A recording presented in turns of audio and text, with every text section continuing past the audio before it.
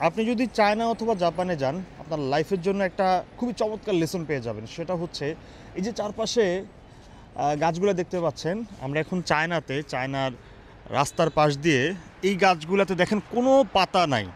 দেখে মনে হচ্ছে যে গাছগুলো কিন্তু মরে গেছে, এমনই মনে হবে। কিন্তু এই গাছগুলাই, এই যে পাতা নাই, পাতা শূন্য গাছ, এগুলো একটা সময় আবার নতুন করে সেজে উঠবে। সেটার জন্য তারা ওয়েট করবে, মানে তাদের জীবনের আশা ভরসা সব কিছু ছেড়ে দিতে পারতো, কিন্তু না, সবগুলা গাছ আবার নতুন করে কয়েকদিনের ভিতরে সেজে উঠবে। তো লিসনটা হচ্ছে যে আপনি একদম শেষ হয়ে যাবেন, নিঃস্ব হয়ে যাবেন, কিন্তু সেখান থেকে শুরু করেন। বুঝতে পারতেছেন বিষয়টা? ভেঙে পড়া যাবে না, আবার নতুন করে গড়েন, নতুন করে বাঁচার স্বপ্ন দেখেন। এই গাছগুলো যেমনটা দেখে, সব কিছু হারিয়ে আবার নতুন করে সাজার স্বপ্ন দেখে, এবং সেটাই হবে।